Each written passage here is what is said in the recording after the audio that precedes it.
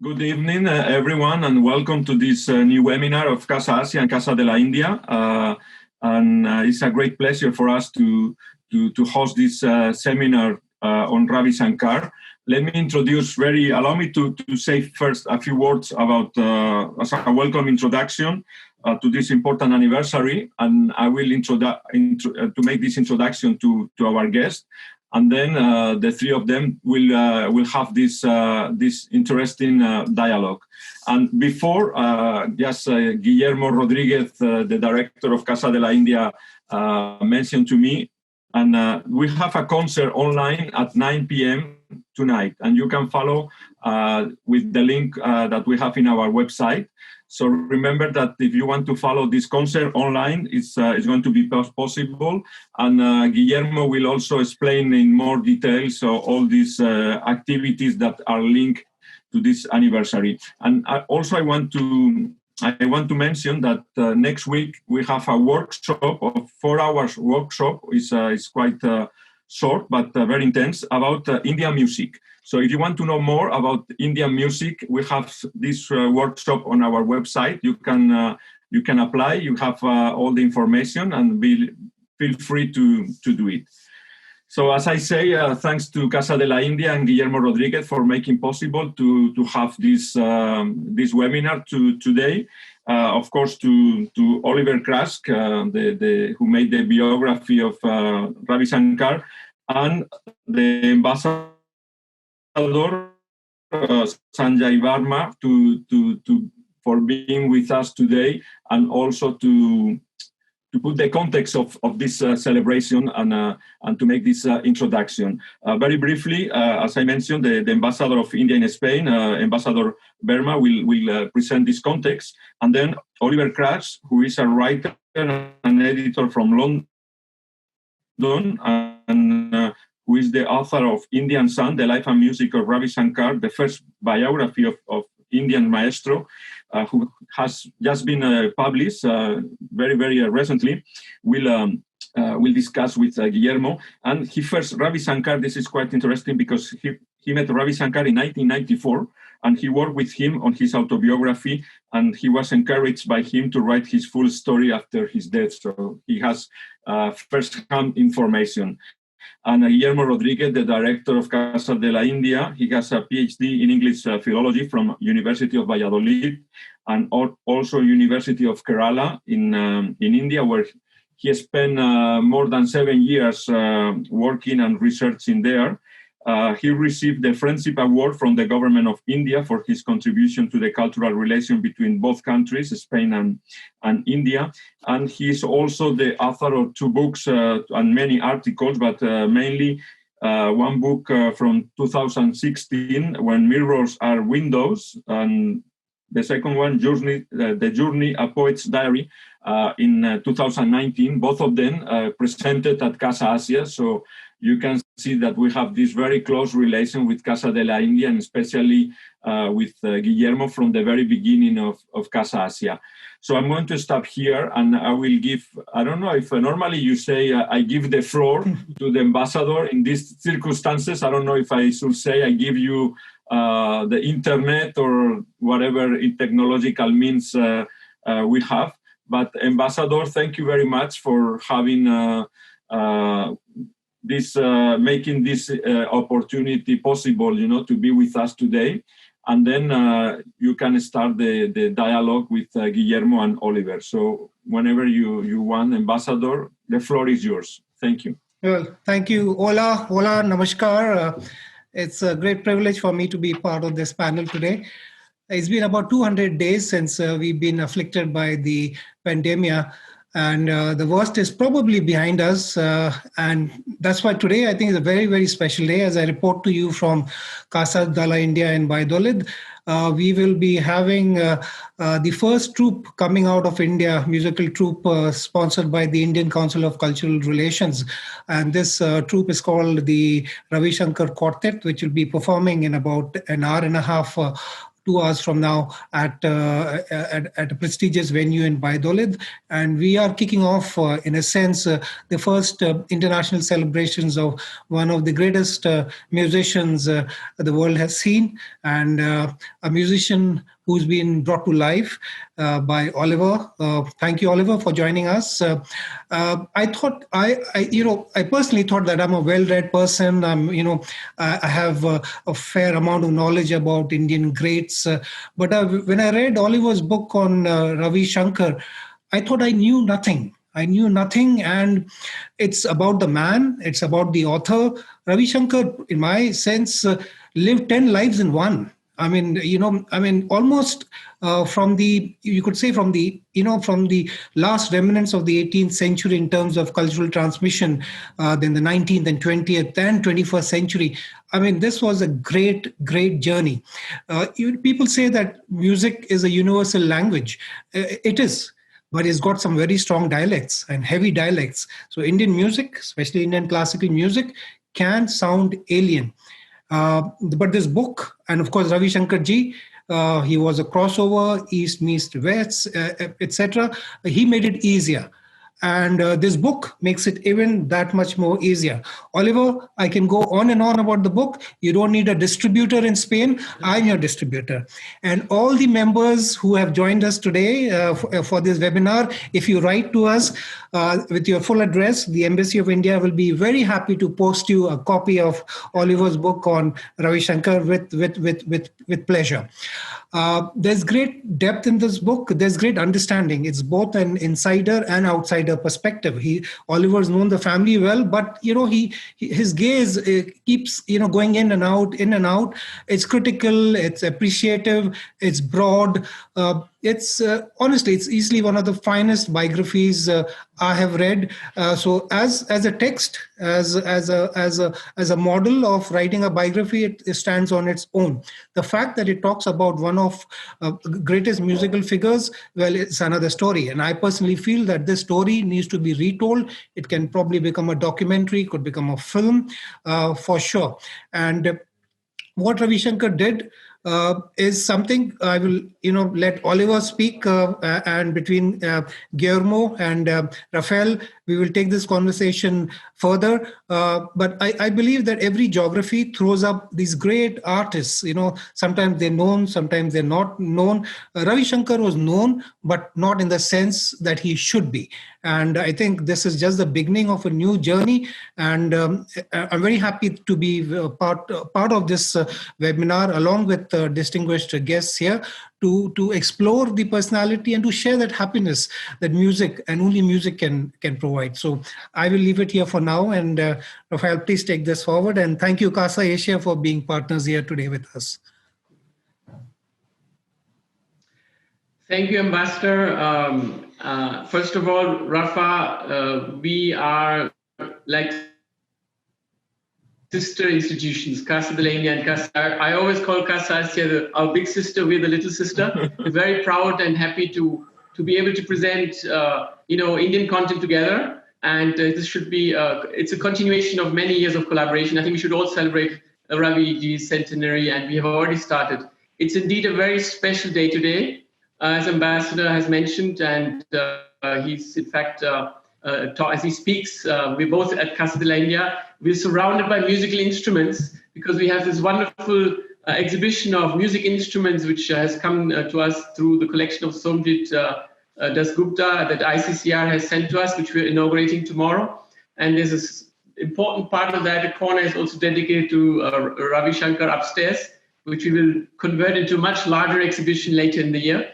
But as Ambassador said, we are so proud to be able to celebrate now in presential activities because, this morning, Gaurav Mazumdar, the disciple of Ravi Shankar, who is presenting the concert tonight at 9 p.m., which, by the way, you can follow on Casa de la India Facebook. Don't miss it, 9 p.m. today on Casa de la India Facebook. He said, after 8 months, finally, I'm speaking and talking and playing to real people in front of me. So it's a privilege, and it's certainly something to be cherished.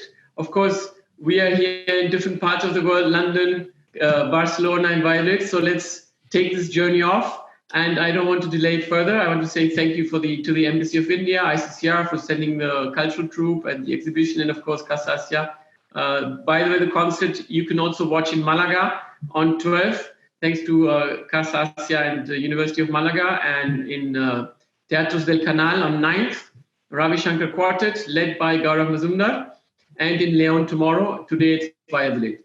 So let me start, if you agree, Oliver. We've talked about your book. We've talked about this enormous research work. It's definitely the authoritative biography on Ravi Shankar. If I may ask you a personal question first, how did you get on this journey and, this massive project? Were you at some point scared, how did you start associating with the family, and how did you get involved in this project? And did you think it was achievable, and what put that passion and faith into you that you could make it? Because it's, as ambassadors say, it's like writing a biography on 10 people rather than one.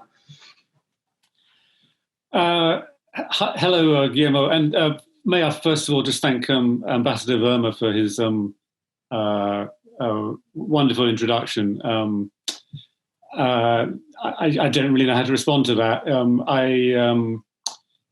First thing I would say is I was very lucky in my subject. Ravi Shankar, as you both said, had an extraordinary life and such a rich life to write about. Your question, Guillermo, I first met him in 1994. I had the good fortune to be asked to work with him on what was actually his own second autobiography in English, a book called Ragamala. I was in the lucky position of working at the publisher, and this was just a great blessing for me. And I suppose that we bonded from the start. That was the great good fortune. I mean, but I suppose in a way I got to work with him on his book first, so I got to know him. I got to know his life. I got to know the family very well. And I learned plenty about Indian music from the best teacher of all. I mean, I wasn't his student, but I was his informal student, you might say. So that's how it started. In a way, it's a scary undertaking to write a book about somebody like this. But Ravi was never scary. I mean, he was always such a warm personality and so welcoming. He instantly made you feel comfortable. He had a real knack for that. And that was one of the many things I think that made him so remarkable and such a successful person. He had charisma, but he also had this warmth, which, I know it myself. And then also through interviewing so many people, I've had this confirmed that so many people feel that. So not only did you have this great musician, but you had this very unusually warm and welcoming personality. And I think that was a great part of his success. So again, that was a great piece of good fortune for me from the start. Thank you, Oliver. And please, Sanjay, come into the conversation. It's a free flow anytime.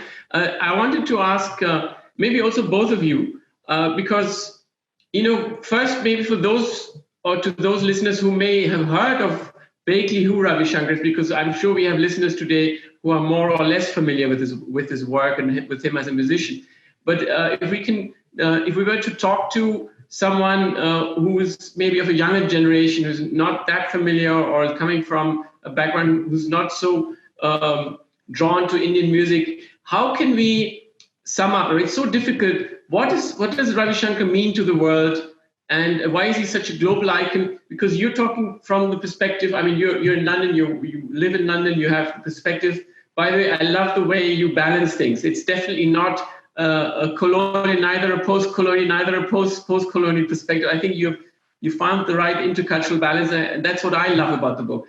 But Sanjay, you grew up in India. You lived, the very interesting period in Bombay, perhaps in Delhi. I grew up in Germany. I was fascinated because he was very big in Germany. Now I live in Spain, and of course he had his tours in Spain. He performed here about 6 times, even in the 60s during Franco's time. What does Ravi Shankar mean? I mean, if you were to define him, to a 15-year-old kid, what does it mean, and why is he still, so influential?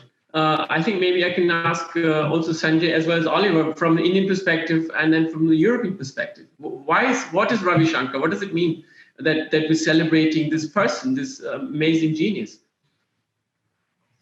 Well, from the Indian perspective, I think there is a grand recognition by the state in that Ravi Shankar ji is the recipient of our biggest national honor called the Bharat Ratna, or called the Jewel of India. It doesn't get bigger than that. So in that sense, the transition which Oliver writes about, where Indian classical music was an art form which was elitist at some point, and also something which relied on sponsorship of royalty, of landowning classes, etc. And then the state came in after independence from the British, and the state was the early patron. So in that sense, and Ravi Shankar's contribution, it wasn't a one-way relationship. I mean, the fact that he set up so many institutions and had such a significant role to play in our music academies, in radio, in performances, in films, etc. So that speaks for itself. For a common Indian, I think sometimes Indian attitude at a mass level towards classical music is almost like a devotional relationship. The discerning viewers would have heard about Ravi Shankar in a very serious way. With most Indians, he personifies an Indian art form, and the Beatles association becomes extremely important because he was seen to have taken it abroad and got a stamp of approval. In a sense, that would be a large layman's understanding of what Ravi Shankar means. But for the rest of us who had a little more interest in culture, we have seen aspects of his performances coming through various media. Whether it was Satyajit Ray films or Attenborough or ragas. He created his own ragas, etc. So it's a wide canvas, but not wide enough. So what Oliver has done is, just the fact that I started reading this book a couple of weeks back, and I read only 2 or 3 pages per day, is because every 2 or 3 pages there's something I didn't know at all, and I say, oh my God, how can that be? And I'm fairly well read. I've spent half my life overseas and deeply immersed into culture, and I didn't know. So Ravi Shankar is known yet unknown. And I think this year, the 100 years of Ravi Shankar, the centenary, is a time to explore a lot more of him. The challenge would be, sorry, Oliver, if I'm speaking too much, the challenge would be for the millennials and Generation Z, how do you sort of popularize Ravi Shankar or classical music? It's a long form format, and somewhere it is said, and very well said, I think it was, I read in the New Yorker, that it's called the disaggregation of music in this era, where music comes in small bites. The sound system is not important for the millennials. They can hear it on a cheap phone. They will hear it on cheap speakers. They will hear it in the autobahns or while traveling, etc. Unlike our generation, where we wanted fancy speakers, good auditoriums, etc. So the music, how music is received by the new generation is going to be different. So I'd love to hear how Oliver feels that we can take Ravi Shankar to the masses again. I won't use the word repackage, but reinterpret him so that we can celebrate and learn even more than we have so far. Yeah. So Oliver, maybe that's the most difficult question. What is Ravi Shankar? To sum that up, 600 pages of research, maybe the most challenging question. What does it mean? What is Ravi Shankar? Well, he. I think he's one of the most important musicians of the whole 20th century globally. To answer that question, I think he did. What he's best known for, and this is in India as well as globally, is for taking Indian classical music out to the rest of the world, introducing it to all these different cultures where it was not known at all or very little known, and also opening up an audience for this music, and not only for the music but also for the whole of Indian culture. So people became interested in Indian dance or yoga or meditation or other aspects of Indian culture through him. He was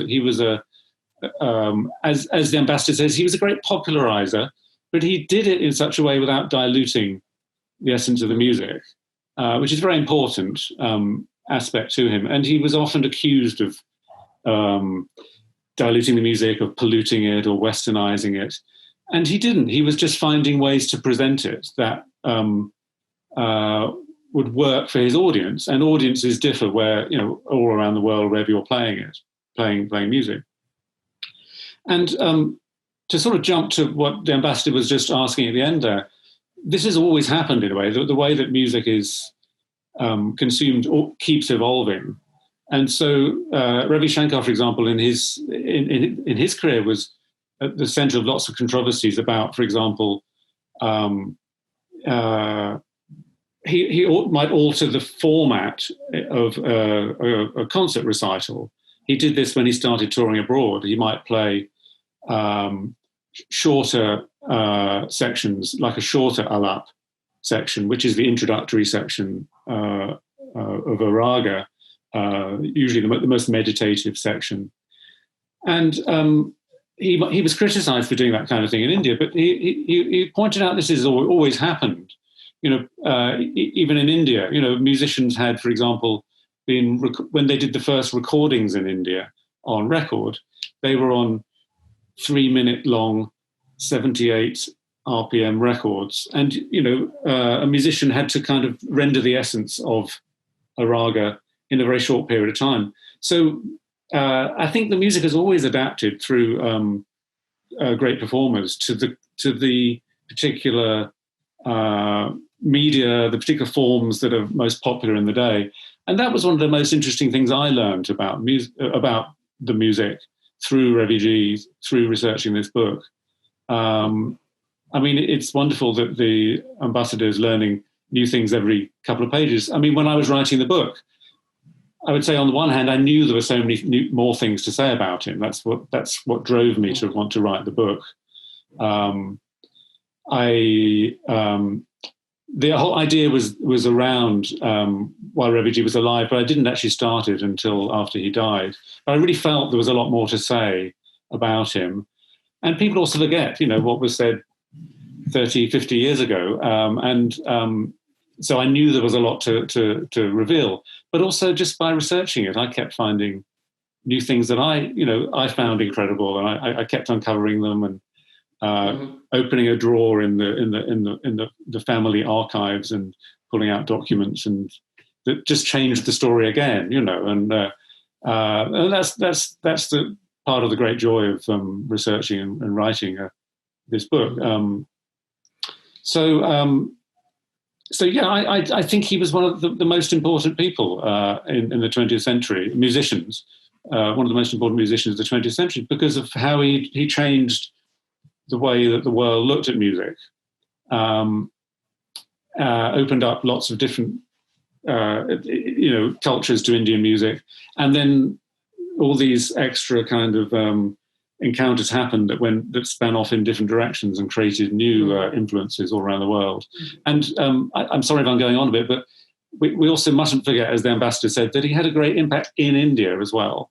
We always tend to talk about Ravi Shankar in terms of his international impact, and Indians do that too as well, because it was such a stratospheric fame that he had, that really got sparked by the connection with George Harrison. But he was already a big star before that, and we should think about that, perhaps talk a little more about that, because it's really important to remember that he was a great artist in India, and that was one of the focuses of my book, was to remind people of that. I think you've summed it up just now, as is brought to light in the book. There are these three major or great dimensions. Now, on the one hand, and this comes, perhaps as you read the book, but you notice from the very beginning, the first aspect is, that he's the one who brought Indian music, classical music to the West. That's the first thing that comes to your mind, right? Like, ambassador, cultural ambassador in the West of Indian classical music. And as a matter of fact, we've tried this experiment already with our school kids, we ask them, because we have thousands of kids coming through Casa India, we ask them, do you know who Rabindranath Tagore is? Do you know who Gandhi is? Do you know who Ravi Shankar is? Because these are the big icons, when we talk about Ravi Shankar, we kind of try to say, okay, he's the one that brought Indian music to the West, and somebody, but quite often raises his or her hand and says, oh, so it's like, like in Bollywood, you have Bollywood coming, Indian music coming to the West. And I said, yeah, well, he did the same thing as one person, as a whole industry of Bollywood brought Indian films to the West. He did it. Of course, he wasn't alone, but he was certainly the pioneer. He did so much. He was like an industry in himself. He brought, all of this to the West. But that's only one aspect.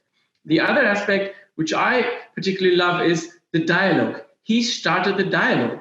The two-way traffic, the bi-direction, the way of looking at the otherness and trying to learn his teachings to Western musicians, and that had to open up their minds, be it composers, jazz, folk, and so on, and looking at Indian music as something that you can experiment with and trying to. So the dialogue, I think, aspect is crucial.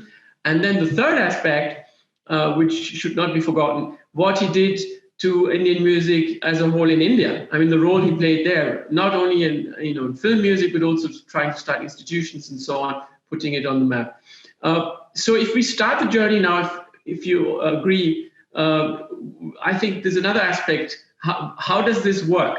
And the first thing you may have to ask yourself is, how did he learn to adapt? You mentioned that he had to, kind of invent a way, and perhaps had to, evolve his way, the way he presented Indian music to Western audiences. And you explain it very well in the book. And that's what I did, intercultural aspect, because as first thing I said to you, I'm very glad somebody, sometimes it's interesting that somebody from outside writes a book like that. If it had an Indian author, I'm sure there must be or will be more biographies by Indian authors, but your perspective is interesting because you try to explain how he managed that cultural gap. How did he present? And if I'm not mistaken, part of that, if we start chronologically, is related to the fact that he was part of Uday Shankar's troupe. So if we want to slightly go chronologically now in the next 20, 25 minutes, the beginnings, right? So he because he has 80 years of a touring life. He is a man in his 90s, and he can look back and he can tell you stories of the 1930s. So he's aged 10, 11, 12, and he jumps on this boat trip with his brother Uday Shankar and the troupe. And I think he learned a great deal from that experience. So can you give us a bit of his first moldings as a young boy, and what impact that had in his later adaptation of this Indian content, which is very alien to the Western ear? Yes, he was born in 1920 in Varanasi on the Ganges, and his first decade was, I suppose you would say, relatively uneventful compared to the rest of his life. He was growing up in what was then British India, of course, and it was the era of the independence movement. And it's amazing. He always seemed to turn up in life at these great moments of historical events going on. It's such an extraordinary theme in his life. And then this big change happened at the age of 10, as you said, in 1930, when his eldest brother, Uday Shankar, who was in the about to become a famous dancer, basically formed this dance troupe based around the Shankar family, and moved them all to Paris, to a house where Ravi then was based for the next few years, aged 10. And so he was sort of swept up into this dance troupe, and he became a dancer and a musician in the troupe over the next 7.5 years. And initially, people thought he was more likely to become a great dancer because he was very talented. Gradually, music took over. But they were a great success. They were performing in big venues all over Europe, also in North America. They were phenomenal, really. They made their debut in 1931 at the Théâtre des Champs-Élysées. Paris and were a sensation. It was already sold out. They were a massive phenomenon in Germany. And so you have Ravi Shankar, age 12, touring Germany in the last moments of the Weimar Republic, even as the Nazis were contesting the parliamentary elections. He was actually there at the time, watching all this. Oh.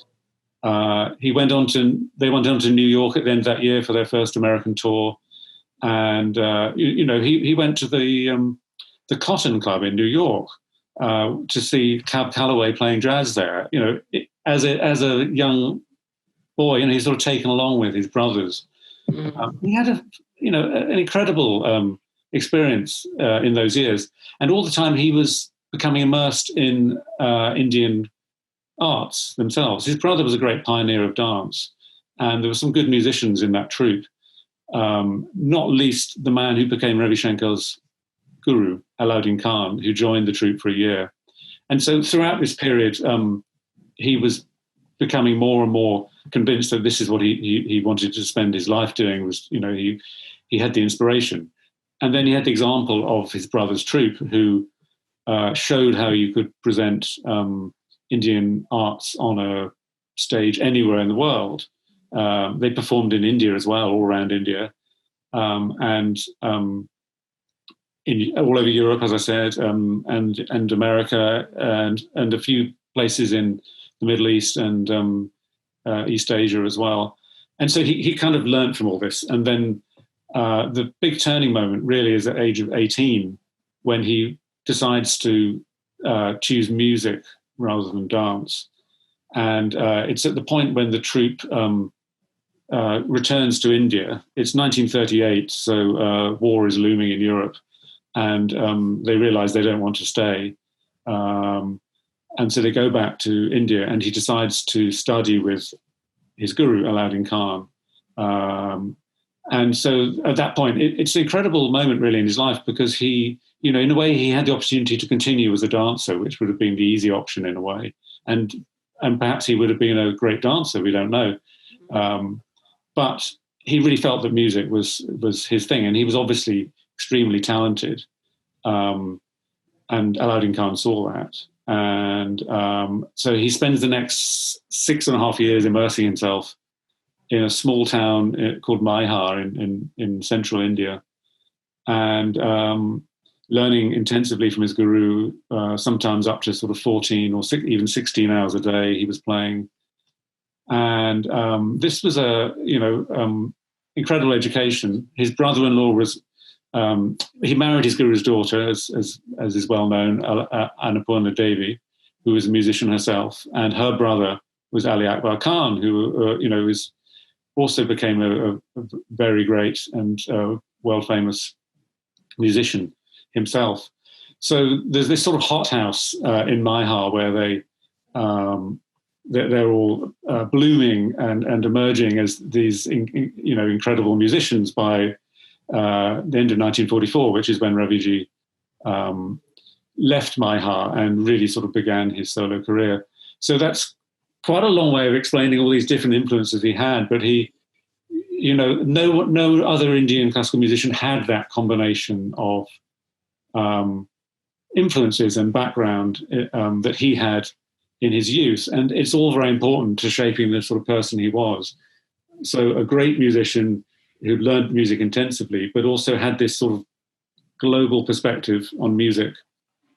He'd experienced a lot of other different music, Western classical music.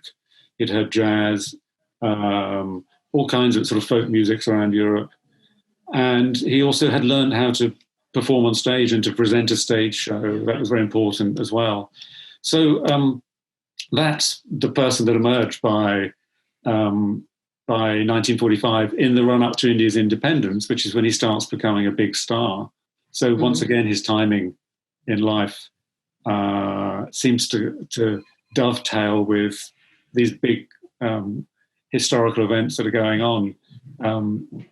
Such a great story, really. I think that's exactly what we learn, going through your book, because there's a lot of it known after the 60s, 70s, 80s as part of pop culture. But what is interesting about the research is that the 30s and 40s, even the 50s, lesser known periods in his life. And, from a cultural historian point of view, and I think you bring that in as well, you have a very good, you're grounded in music history and contemporary music history, and, as a cultural historian, because the book is part of that, we may say that the first phase, the 1930s, which, kind of are a continuation of 1920s, in our cultural history of East-West style, it's more the Orientalist phase, right? Ravi Shankar, met Pavlova, and we have, they draw from these Orientalist kind of interests in vogue in the 1920s, which came from Diaghilev and these Orientalist ballets and so on. So we have that phase, which is pre-Second World War, which he absorbed. And there was a fascination about Tagore, about everything kind of Oriental with this kind of exotic perspective and Orientalist view, as Edward Said would say. Then in the 40s, he turns inward. This is the turning point, right? As you mentioned, he goes and decides, no, music is my thing. And I know that he had led this dandy life, this kind of bon vivant, and he decides to change his life. And it's more of a spiritual journey, because Indian music, as he explained, is a spiritual journey. So going through that inward, which is somehow also parallel to what's happening in the world. No, Second World War, everything is kind of, it's a difficult time. And then how he emerged out of that and became first a big, ambassador of music in his own country, working in films and relentlessly in all India radio, popularized Indian music, the role through the radio, the role he played there, and made it big there. I think what's quite astonishing is that in that phase, people may not know how important his contribution was in the 1940s. There are many things I didn't know of the 1940s, which established, Indian classical music, because people, even in other parts of India, had not had the chance to listen to it. And of course, his role in film music. So he wasn't really, if we define chronologically, he wasn't really ready yet to go to the West as a mature musician until the mid-50s. But incidentally, as you said, he was there always at the right time. Mid-1950s, when jazz was experimenting with a folk, Bob Dylan, and was to be a star, and interest in other things. So the Western interest in Indian and Indian classical music was of a different kind in the 50s. And then it changed again in the late 60s. I think this is important to stress, because whereas Bollywood became important as an Indian cultural example of Indian culture, especially in Eastern Europe and the Soviet bloc, because of all these kind of affinities of non-alignment movement. We had a lot of Bollywood film that was known in the East Europe bloc and in in other Asian countries. It's fairly easy to turn something that is already popular as Bollywood to something popular elsewhere. But how do you turn something that is not popular per se, like Indian classical music, into something popular in the West? I mean, that's really the astonishing thing. So if you can delve a little bit on the two different phases of that dialogue in the mid-50s, first contact with jazz and folk, and then of course before we turn into the more of the pop hype and the later 60s, 70s period, that evolution. Was it really his association with Satyajit Ray, or was it more about his contact with jazz? If you can, spend some time on illuminating us. Sure. Yeah, I agree that it's a very interesting point in his career, this period after Indian independence in 1947. At that point, he was starting to become a star. As I said, he'd made a couple of film scores. He had a real reputation as a wonderful live performer. He had done music for one or two stage shows, and he'd written the melody for the great national song Sare Jahan Se Acha, which even now a lot of people in India don't realize that he wrote that melody. But then after independence, it's this fascinating era when All India Radio starts spreading out around the nation. As you said, radio was very late actually to sort of really bloom in India.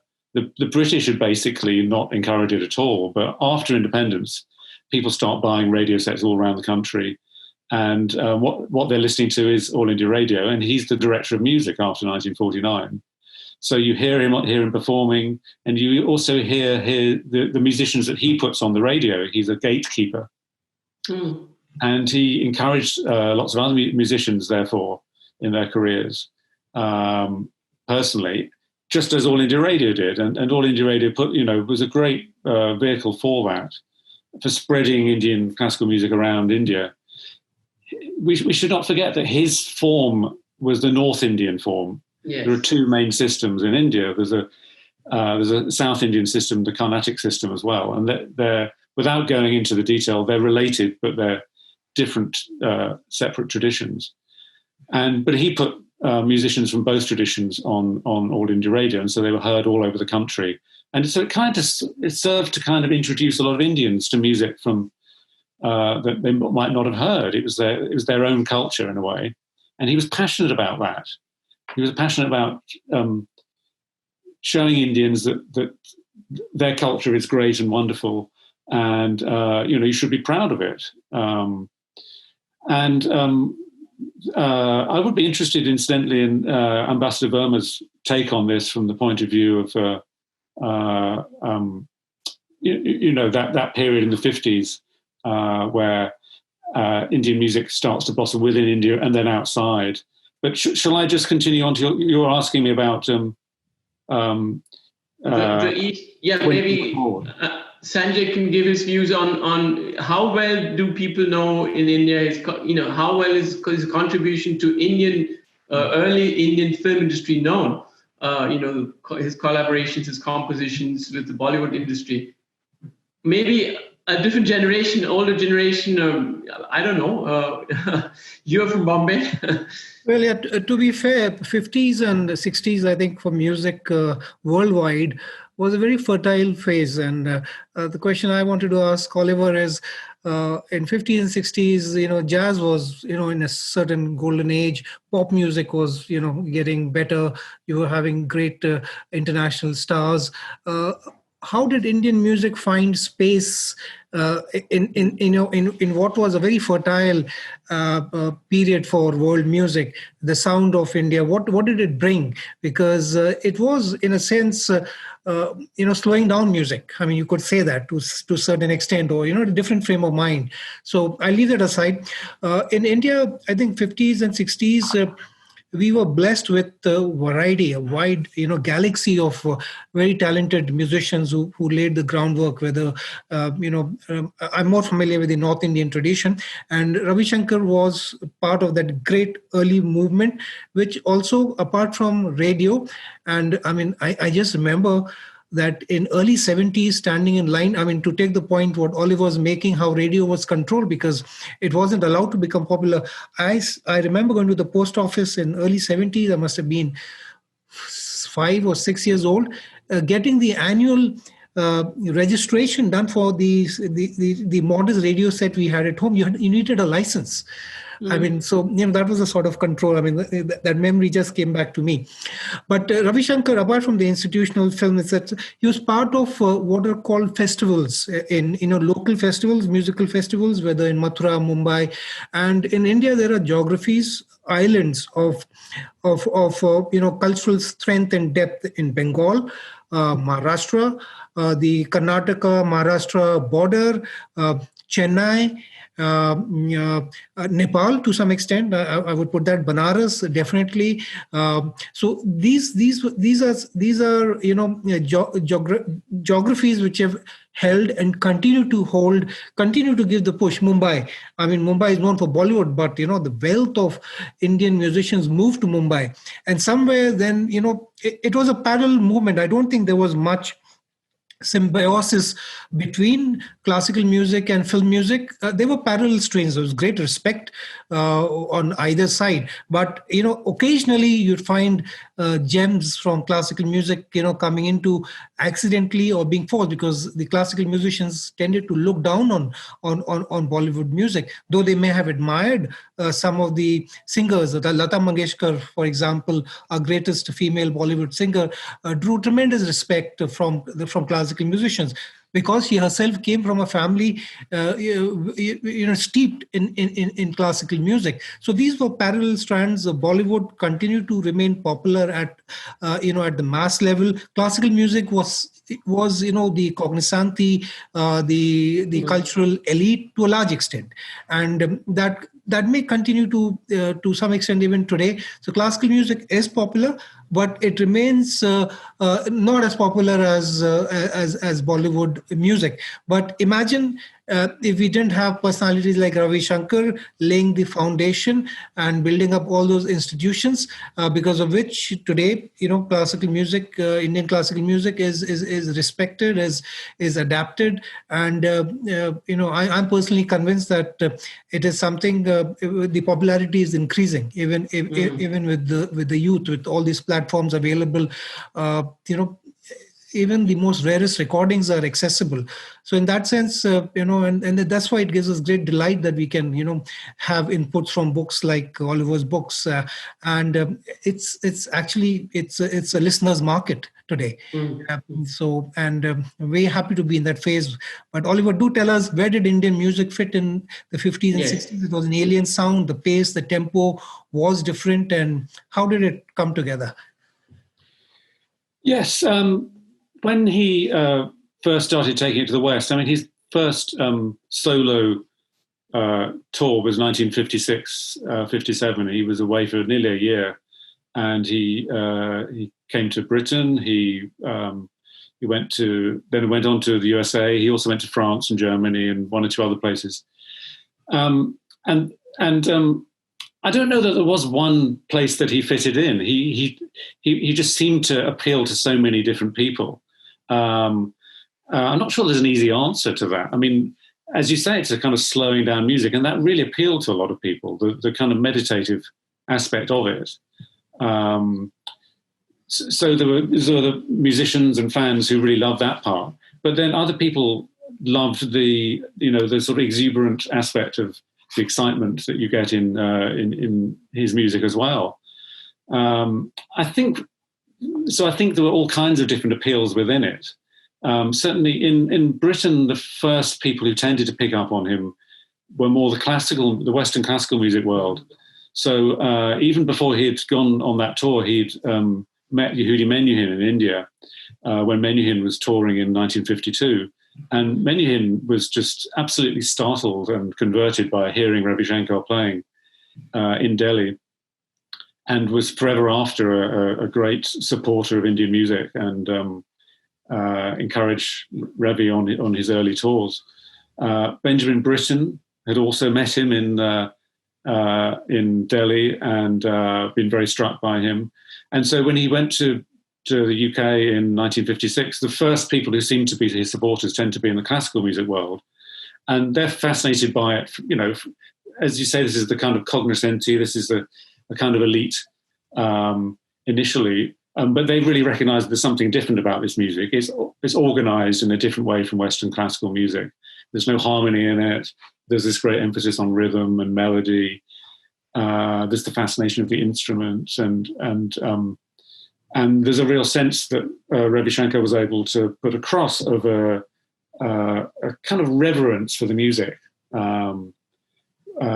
which is so it's treated as this very special thing, and that would be shown in the way he presented it on stage, for example.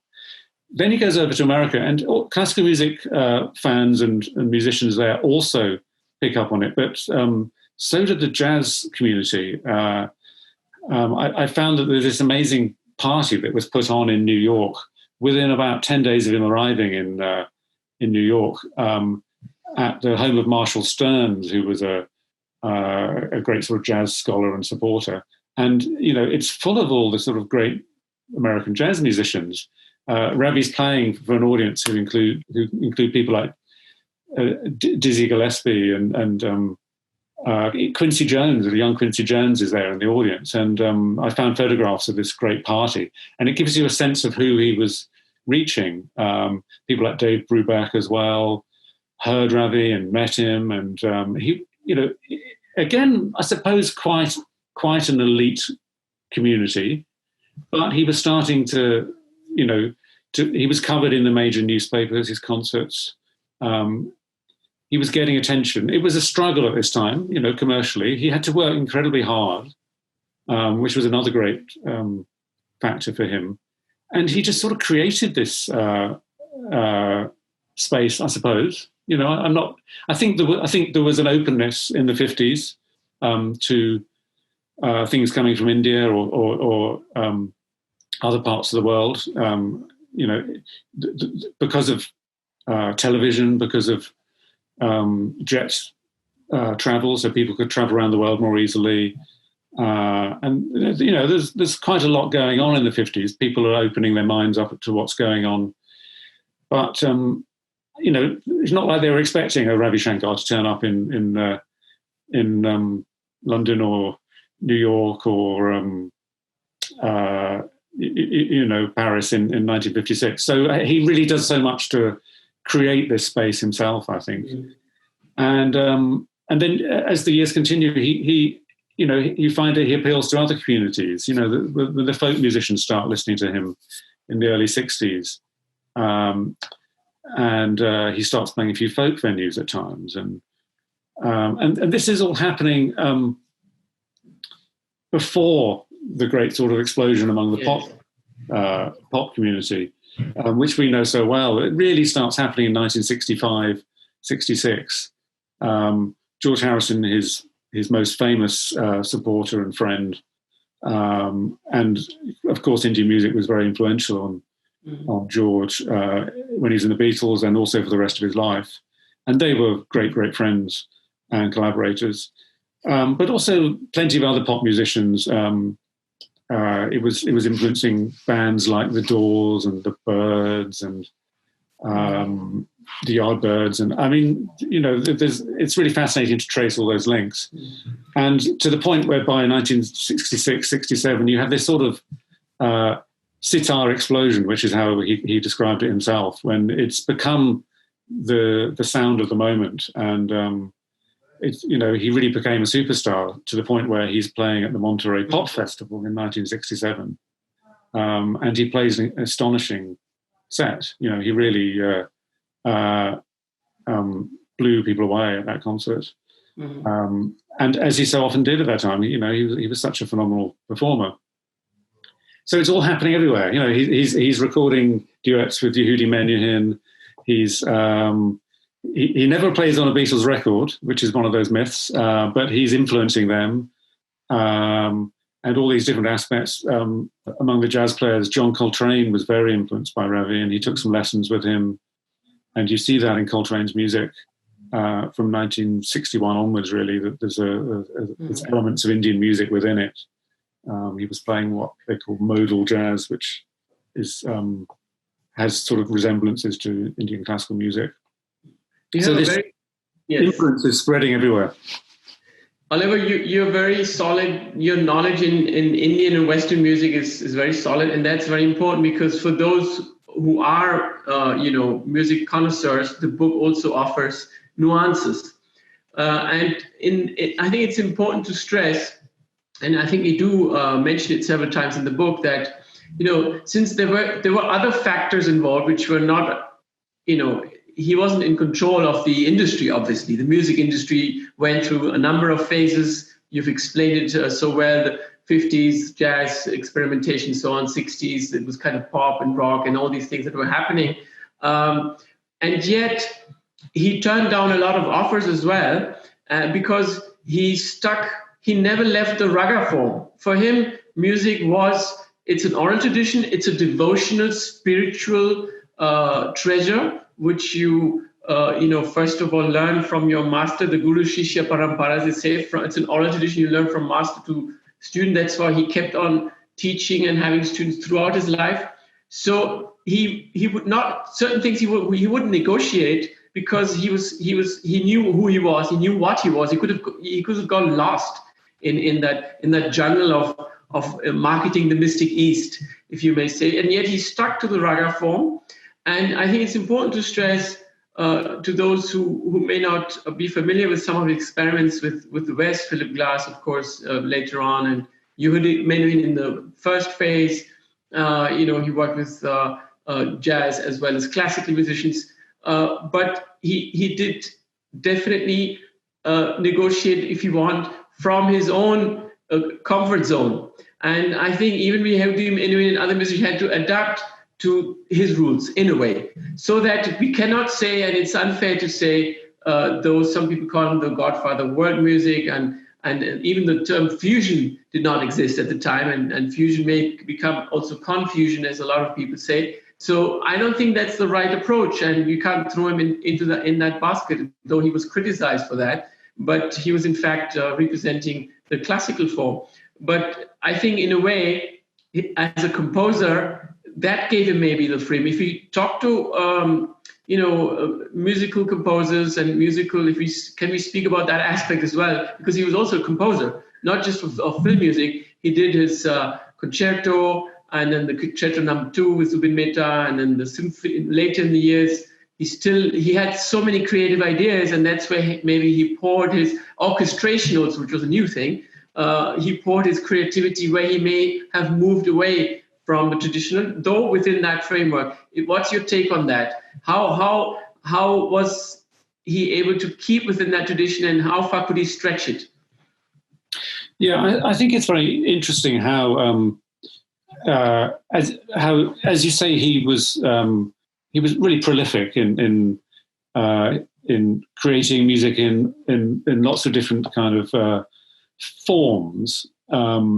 And yet, always at the heart of it, you have ragas and talas. It's always structured around Indian classical music. Even when he was doing things like writing concertos for Western symphony orchestras, which he started doing in 1970, the fundamentals are Indian ragas and talas. So it's really fascinating. I don't think there's very much of his music that I would feel comfortable as describing as fusion. As you say, it's a later term. I think that he liked to experiment as a composer. He always liked to stress this difference between his work as a composer and as a performer. As a performer, he felt he was very much a traditionalist, although there were aspects that he innovated a lot, I think. But as a composer, yes, he was much more experimental. But even there, he's doing it based on ragas and talas. So this is really important to him. And I think it caused him a lot of pain that when he was accused of doing the opposite, he was accused of, harming or spoiling or polluting Indian classical music. But I think it's really important to understand that about him. It was important to him that he was working on his own territory, if you like. So you find that he, when he plays duets with Yehudi Menuhin, they play Indian music. Ravi's not trying to play Western classical music. He's not trying to play Bartok. You have Menuhin playing, Indian classical music, and that's the kind of theme that runs through. There's nothing wrong with fusion. I love a lot of fusion music.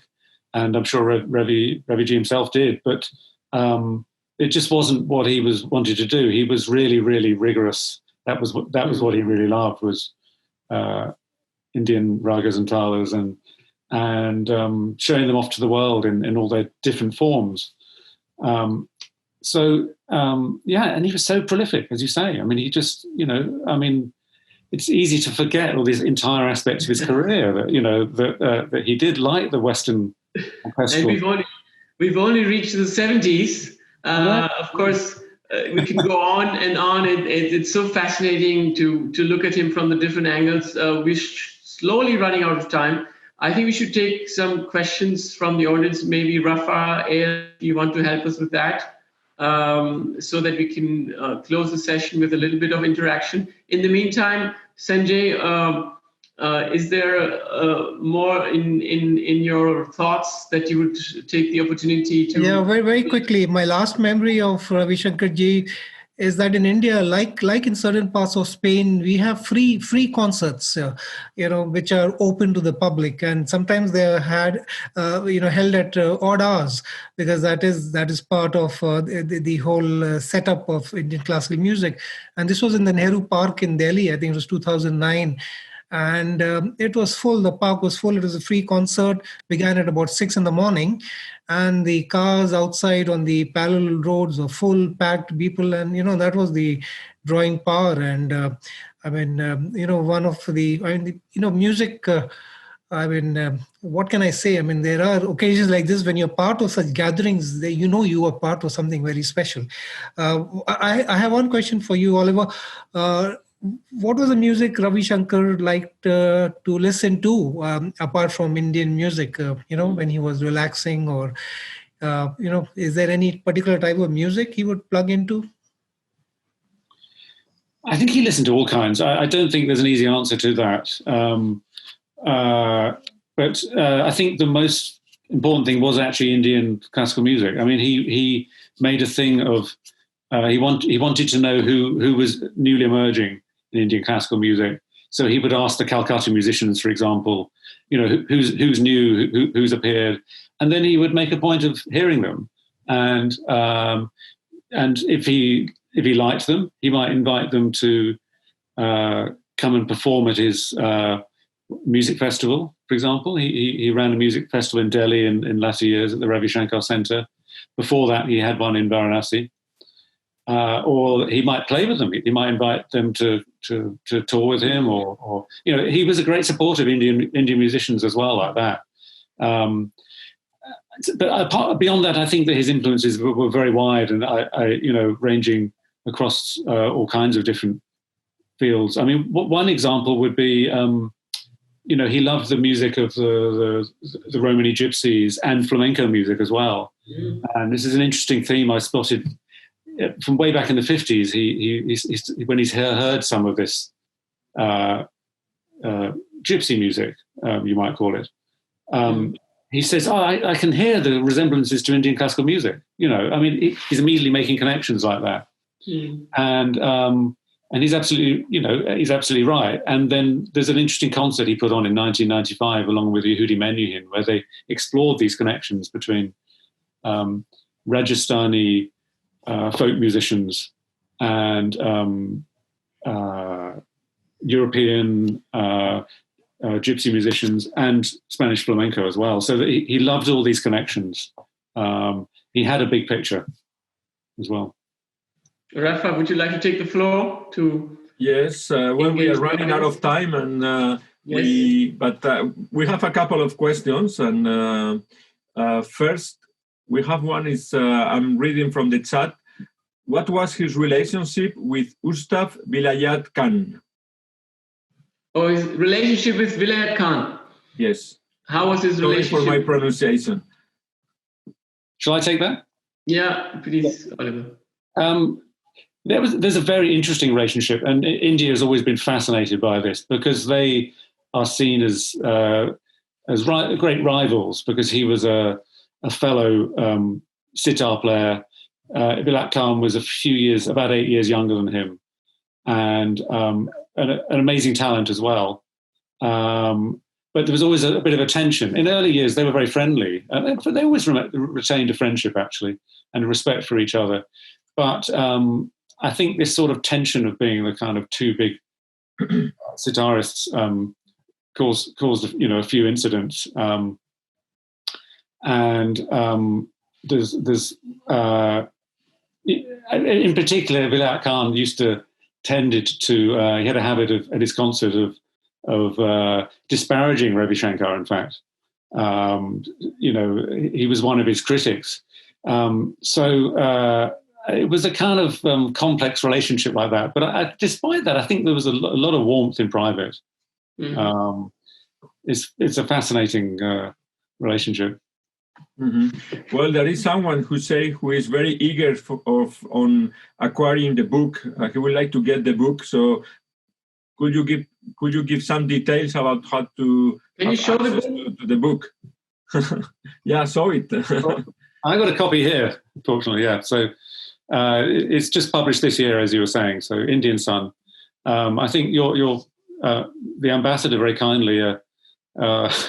Yes, please write to us with your full address, and very happily we will send you a copy. Mm-hmm.